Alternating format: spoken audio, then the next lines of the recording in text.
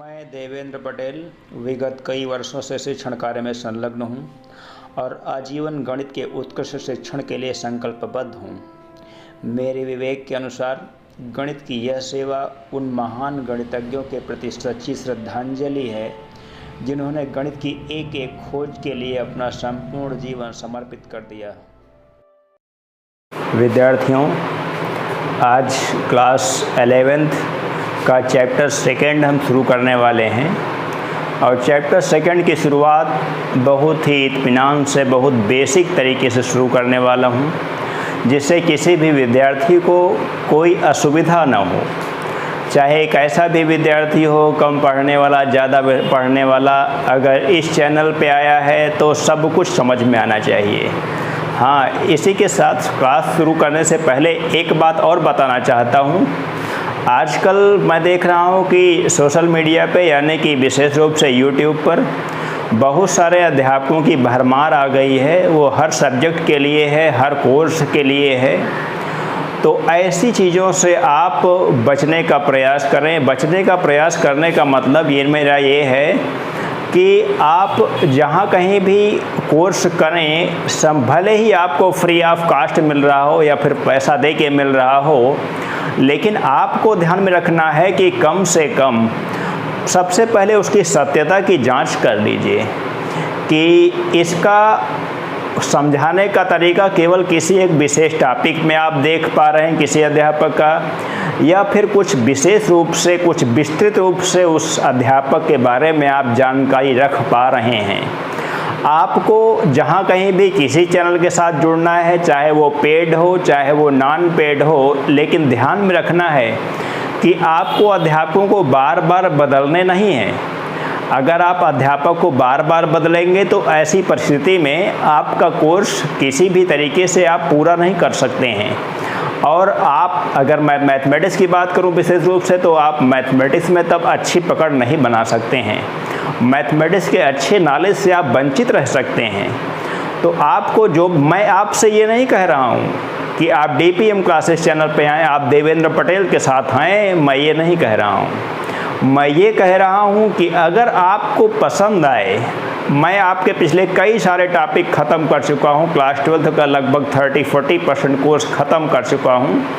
अगर उसको देखने के बाद अगर आप चाहें कि मैं इस अध्यापक के बारे में काफ़ी कुछ जानूँ, तो आप उन काफ़ी सारे वीडियोज़ को देख सकते हैं, वहाँ से पढ़ाने की शैली देख सकते हैं, वहाँ से नॉलेज की कैपेबिलिटी देख सकते हैं, कितना नॉलेज लेके आपको पढ़ाया जा सकता है।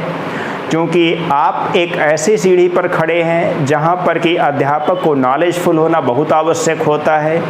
यहाँ पर बहुत सारे पार्ट टाइम वर्क करने वाले अध्यापक इस समय यूट्यूब पर आ चुके हैं, तो इनसे आप बच के रहें। अन्यथा वो पार्ट टाइम के अध्यापक जो हैं कि आपसे कुछ समय तक कोर्स आपको देंगे, उसके बाद वो आपको कोर्स देना बंद कर देंगे बिना किसी कारण के, क्योंकि वो पार्ट टाइम वर्कर हैं। तो ऐसे पार्ट टाइम वर्कर से आप बचने का प्रयास करें।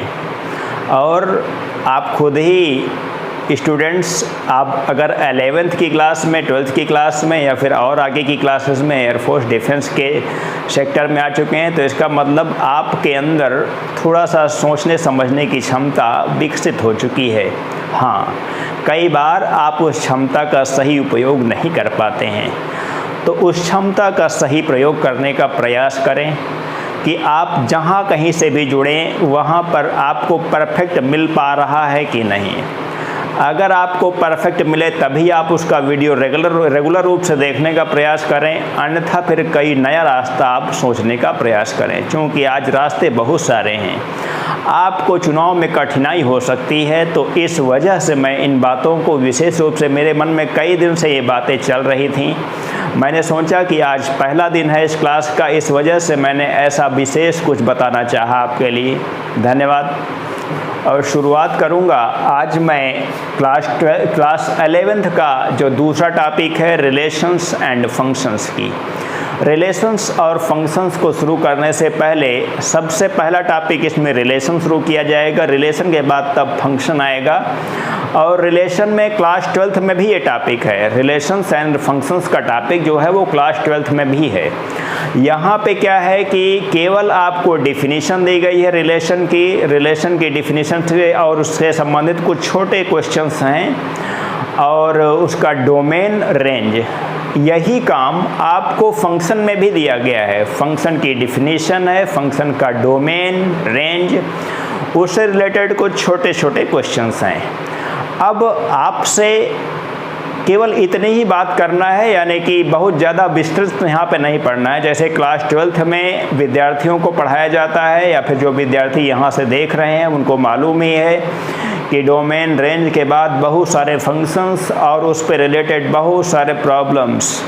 लेकिन यहाँ पर क्लास 11th में ये टॉपिक बिल्कुल आसान सा है, बहुत ही संक्षिप्त दिया गया है।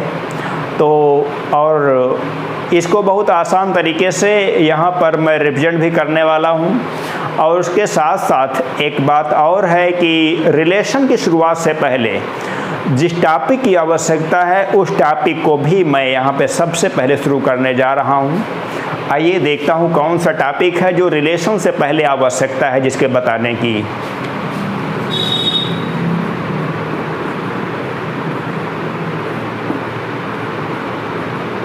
लिखा हुआ है क्रमित युग्म।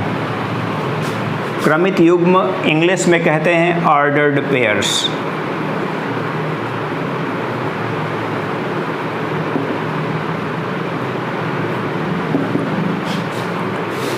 आप समझने का प्रयास करें। मैं इस डेफिनेशन को यहाँ पर पूर्ण रूप से लिखने वाला हूँ, आप ध्यान दें। उसके बाद पहले लिखता हूँ डेफिनेशन के बाद तब समझाता हूँ, क्योंकि ये बेस है, इसको बहुत अच्छी तरीके से समझने की आवश्यकता है। क्रमित युग्म दो अवयवों के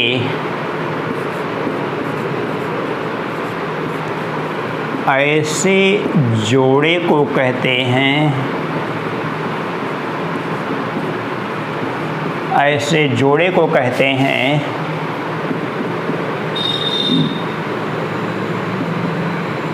जिसका क्रम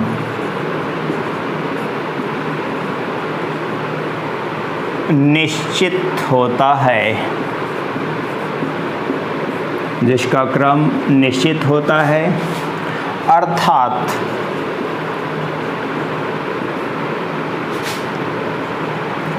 यह एक निश्चित नियमानुसार होता है, निश्चित नियमानुसार होता है। आपने कहा कि क्रमित युग्म दो अवयवों के ऐसे जोड़े को कहते हैं जिनका क्रम सदैव निश्चित होता है, अर्थात यह एक निश्चित नियमानुसार होते हैं। इनका निश्चित नियम क्या है, ज़रा समझने का प्रयास करें। अब मैं यहाँ से आपको बताना चाहता हूँ कि यदि क्रमित युग्म हम a, b इक्वल्स टू 2, 3 लिख दें, ये एक ऑर्डर्ड पेयर कहा जाएगा, ये दूसरा ऑर्डर्ड पेयर कहा जाएगा। आप ध्यान दें, ये एक जोड़े के रूप में लिखे गए हैं, a, b के रूप में, ये 2, 3 के रूप में लिखा गया है। अगर ab इक्वल्स टू 2, 3 इस प्रकार से इसे पढ़ा जाएगा। अगर ये दो क्रमित युग्म आपस में इक्वल्स बताए जा रहे हैं तो इसका मतलब आपकी इस डिफिनीशन के according implies that a equals to 2, b equals to 3, ये हो जाएगा। पूरी डिफिनीशन इस एग्जाम्पल के अकॉर्डिंग आपको बताई गई है, जैसे a equals to 2, b equals to 3। आगे बात करेंगे हम इससे रिलेटेड बहुत सारे, एक एक्सरसाइज पूरी है आपकी क्रमित युग्म के बारे में। क्रमित युग्म की डिफिनीशन को आपको याद करना होगा बहुत आसान तरीके से। मैं एक दो एग्जाम्पल्स यहाँ पे बताता हूँ, उसके बाद विद्यार्थियों को देखूँगा कि कोई अगर प्रॉब्लम होती है तो मैं उन प्रॉब्लम्स को अवश्य यहाँ पे सॉल्व करूँगा। आप ध्यान दें, पहले मैं ये एग्जाम्पल अपनी ओर से बना रहा हूँ यहाँ पे। यदि x - 2, y equals to 2y minus 1 ऐसे लिखा गया है। थोड़ा सा बड़ा लिखता हूँ यहाँ पे, 2y माइनस 1 ऐसे लिख दिया मैंने। यहाँ पे एक ऑर्डर्ड पेयर है x माइनस 2 कामा y और दूसरा ऑर्डर्ड पेयर है 3 कामा 2y माइनस 1। कहा गया है कि ये दोनों ऑर्डर्ड पेयर्स इक्वल हैं। अगर दो ऑर्डर्ड पेयर्स यहाँ पे इक्वल हैं तो उनके करस्पॉन्डिंग एलिमेंट्स इक्वल्स होते हैं। कहने का मतलब ये, जैसे यहाँ पे आपको बताया गया है, करस्पॉन्डिंग एलिमेंट का मतलब इसका पहला एलिमेंट इसके पहले एलिमेंट के बराबर होना चाहिए, इसका दूसरा एलिमेंट इसके दूसरे एलिमेंट के बराबर होना चाहिए। तो x व y के मान बताइए। इस प्रकार से ये क्वेश्चंस आपकी एक पूरी एक्सरसाइज में दिए गए हैं और कोई ऐसी बहुत ही छोटी बात नहीं है। ये आपके कॉम्पिटिटिव एग्ज़ाम्स में भी ये क्वेश्चन पूछे जाते हैं अक्सर, नेवी में, एयरफोर्स में, और इसके अलावा जो डिफेंस सेक्टर के या फिर छोटी मोटी और एग्ज़ाम्स से रिलेटेड होते हैं, यहाँ पर ऐसे क्वेश्चंस पूछे भी जाते हैं। ये सब एकदम बेसिक नॉलेज चेक करने के लिए सवाल होते हैं। आप ध्यान दें, सॉल्यूशन में मैंने आपको पहले ही बता रखा है कि corresponding elements are equal. x minus 2 equals to 3 हो गया और इसमें y equals to 2y minus 1 ऐसे कर दिया हमने। Implies that x equals to 3 plus 2 comma, यहाँ पे मैं ले रहा हूँ y minus 2y equals to minus 1। यहाँ पे तो x इक्वल्स टू 5 हो जाएगा और यहाँ पे minus y equals to minus 1। इन दोनों साइड का यहाँ पे माइनस आप कैंसिल आउट कर सकते हैं, यानी कि y इक्वल्स टू प्लस 1। ये फाइनल रिजल्ट हो जाएगा हमारा, x equals to 5 y equals to 1। इस ऑर्डर्ड पेयर के अकॉर्डिंग आपने x और y की वैल्यूज़ कैलकुलेट किया है। इसके बाद बात आती है आपकी, ये क्या नाम है, Cartesian product of two sets, यानी कि दो समुच्चयों का कार्तीय गुणन। इसको नोट कर लें मित्रों। बात करने वाले हैं यहाँ पे समुच्चयों के कार्तीय गुणन की, कार्टेशियन प्रोडक्ट ऑफ सेट्स। मैं आपको अभी थोड़ी देर पहले मैंने आपको बताया था इसके पहले ऑर्डर्ड पेयर्स के बारे में, और मैंने कहा था कि ऑर्डर्ड पेयर्स के बाद आपको ये टॉपिक पे लेके चलने वाला हूँ, यानी कि कार्टेशियन प्रोडक्ट ऑफ सेट पे लेके चलने वाला हूँ। अब कार्टेशियन प्रोडक्ट ऑफ सेट्स में ऑर्डर्ड पेयर्स की क्या आवश्यकता है, क्या यहाँ पे बेसिक चीज़ है उसकी, आप यहाँ पे समझ जाएंगे पूर्ण रूप से। मैंने लिखा समुच्चयों का कार्तीय गुणन। वास्तव में आपको बताना चाहता हूँ कि दो समुच्चयों का कार्तीय गुणन भी होता है और दो से अधिक समुच्चयों का कार्तीय गुणन भी हो सकता है, लेकिन यहाँ पर आपकी क्लास के लिए केवल दो समुच्चयों के कार्तीय गुणन की ही बात की जाएगी। तो अभी तो मैंने यहाँ पर दो नहीं लिखा है, लेकिन मैं डिफिनीशन में इस चीज़ को यहाँ पे क्लियर करने वाला हूँ। दो दिए गए समुच्चयों का, दो दिए गए समुच्चयों के कार्तीय गुणन को A क्रॉस B, इसको इस प्रकार से लिखते हैं, A क्रॉस B से प्रदर्शित करते हैं और पढ़ते हैं A क्रॉस B। ऐसे पढ़ने का तरीका भी मैंने लिख दिया है। हमने कहा दो दिए गए समुच्चयों के कार्तीय गुणन को A क्रॉस B से प्रदर्शित करते हैं और पढ़ते हैं A क्रॉस B, और A cross B equals to x y such that x belongs A, y belongs B। इस प्रकार से ये कर्ली ब्रैकेट में लिखा जाएगा। यहाँ पे चाहें तो आप ब्रैकेट हटा सकते हैं या फिर लगा सकते हैं, उससे कोई मतलब नहीं है। आपने यहाँ पे लिखा a cross b equals to x y such that का मतलब इस प्रकार से है कि x यानी कि पहला एलिमेंट जो है वो समुच्चय a का होना चाहिए, यानी कि पहले समुच्चय का होना चाहिए, और y का मतलब ये दूसरे समुच्चय का एलिमेंट यहाँ पे होना चाहिए। आपको पूर्ण रूप से ये डेफिनेशन भी ये यहाँ पर तो ये बातें बताई गई हैं, यहाँ पर इसको एक मैथमेटिकल फॉर्म में रिप्रेजेंट किया गया है। बस इसका मैथमेटिकल फॉर्म ही यहाँ पे आपके लिए पर्याप्त होगा, इसको अलग से यहाँ पर हिंदी में डिस्क्राइब करने की आवश्यकता नहीं होती है। बस बात होती है यहाँ पर एग्जाम्पल्स को समझने की कि एग्जाम्पल्स कैसे समझे जाएँ इसके। आप ध्यान दें, एक एग्जाम्पल लिख रहा हूँ यहाँ पे, लेट a इक्वल्स टू, मैं लिख रहा हूँ यहाँ पे 1 2, ये सेट A हो गया। सेट B लिख रहा हूँ यहाँ पे A B C।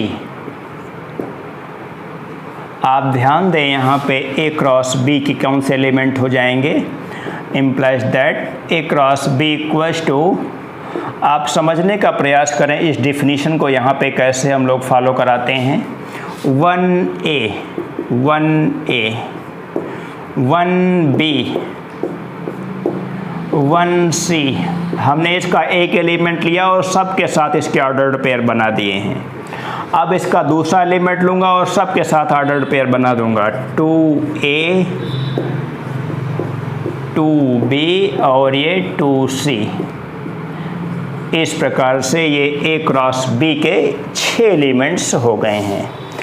अब यहाँ पर A क्रॉस B जब आपने कैलकुलेट कर लिया है तो यहाँ पर कुछ नोट पॉइंट्स भी आते हैं।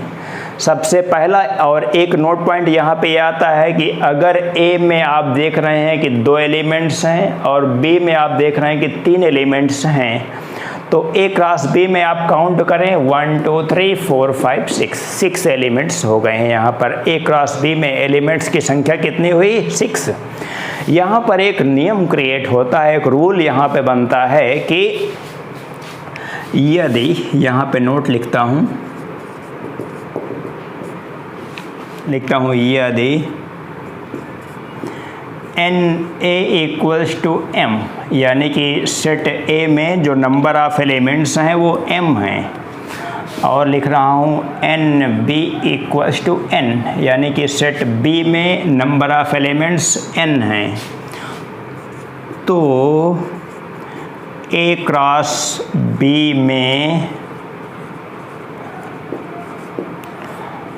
अवयवों की कुल संख्या बराबर m इंटू n। आपने देखा यदि NA बराबर m यानी कि समुच्चय A के अवयवों की संख्या m है, और NB बराबर n यानी कि समुच्चय B के अवयवों की संख्या n है, स्मॉल n, तो A क्रॉस B में अवयवों की संख्या m इंटू n होती है। जैसे यहाँ पे आपने कहा 2 इसमें है 3 इसमें है, तो 2 3 जा 6, यहाँ पे A क्रॉस B में 6 एलिमेंट्स आने चाहिए। आपको पूर्ण रूप से ये सारी बातें समझ में आ चुकी हैं, ये नोट पॉइंट भी समझ में आ चुका है, समुच्चयों का कार्तीय गुणन भी समझ में आ चुका है। अब मेरा विचार है कि समुच्चयों के कार्तीय गुणन से रिलेटेड एक एक्सरसाइज आपकी है, और यहाँ पर कुछ थ्योरम्स भी मैं बताने वाला हूँ। तो पहले मैं थ्योरम बता देता हूँ, उसके बाद तब एक्सरसाइज पे चलता हूँ। यहाँ पर मैंने कहा कि 2 थ्योरम्स हैं विशेष रूप से आपके सिलेबस में, आपकी बुक में, डॉक्टर हर्षरूप शर्मा की बुक से मैं आपको 1 बाय 1 पढ़ा रहा हूँ। तो बहुत ज़्यादा इसके अकॉर्डिंग मैं बुक से अलावा बहुत ज़्यादा पढ़ाने का प्रयास नहीं करता हूँ, क्योंकि सबसे पहला प्रयास यह है कि विद्यार्थी सबसे पहले अपने सिलेबस को कंप्लीट करें। इसके अलावा अगर विद्यार्थी किसी अन्य बुक से भी पढ़ रहे हैं तो मैंने रोज़ बताता हूँ मैं कि आप उस बुक से भी अपनी परेशानियों को यहाँ पर व्हाट्सएप के माध्यम से पूर्ण रूप से सॉल्व कर सकते हैं, कोई ऐसी समस्या आपको नहीं होने वाली है। फिलहाल 2 थ्योरम्स आपके सामने हैं।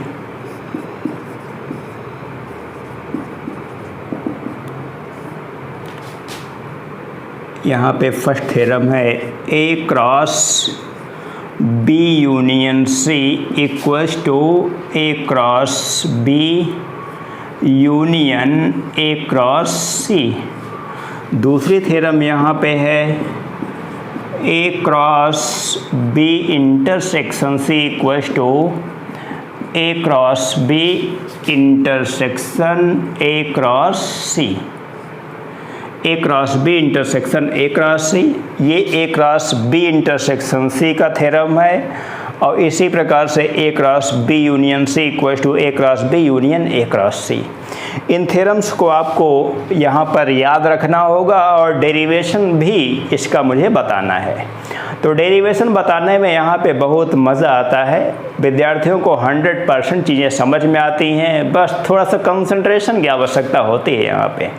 अगर आप कंसंट्रेशन नहीं बना पा रहे हैं तो फिर आप मैथमेटिक्स नहीं सीख सकते हैं। आप ध्यान दें, यहाँ पे मैं यहाँ पे पहले थ्योरम का ही डेरिवेशन आपको बता रहा हूँ, आप समझने का प्रयास करें। यहाँ पर let x y belongs A cross B union C। आप ध्यान दें, मैंने आपको जब इसके पहले जब मैं सेट्स आपको पढ़ा रहा था तो सेट्स में एक एलिमेंट x लिया जाता था, वो A यूनियन B या फिर A या फिर B जैसा भी होता था, वहाँ पर उस प्रकार से यहाँ पे कंसिडरेशन चलते थे। लेकिन यहाँ पर जो कंसिडरेशंस लेने हैं वो ऑर्डर्ड पेयर्स के फॉर्म में लेने हैं, x कामा y के रूप में लेने हैं, A कामा B के रूप में लेने हैं। क्योंकि यहाँ पर क्रॉस प्रोडक्ट की बात की जा रही है, यहाँ पर समझने का प्रयास करें। एक सेट ये है और B यूनियन C, एक सेट दूसरा ये बनने वाला है और दोनों का क्रॉस प्रोडक्ट की बात की गई है। तो क्रॉस प्रोडक्ट का मतलब ही होता है कि इसमें जो भी एलिमेंट्स आएंगे वो ऑर्डर्ड पेयर्स के फॉर्म में आएंगे। आप समझें, इम्प्लाइज दैट, यहाँ से लिख रहा हूँ x belongs A and y belongs B union C। बिल्कुल स्पष्ट है, जैसे अभी डिफिनीशन में आपको बताया जा चुका है। Implies that x belongs A and y B union C में है, तो इसका मतलब y B में है या y C में है, यही तो आप जानते हैं। y बिलोंग्स B और y बिलोंग्स C, इस प्रकार से मैंने लिख दिया है। अब यहाँ पर एक ब्रैकेट इस प्रकार से लगा रहा हूँ और x एलिमेंट्स को बारी बारी से एक बार y के साथ और दूसरी बार फिर से yc के साथ, एक बार yb के साथ। Implies that x belongs A, यहाँ पे एंड का निशान लगेगा, एंड y बिलोंग्स B। यहाँ पे R का निशान है तो R लगेगा, यहाँ पे R x belongs A and y belongs C। आप समझने का प्रयास करें, इसको आप एक साथ ले लें और इसको अलग ले लें। अब x belongs A and y belongs B, इसका मतलब आप यहाँ पे लिख देंगे x comma y belongs A cross B, A cross B। x A में है, y B में है, तो इसका मतलब x कामा y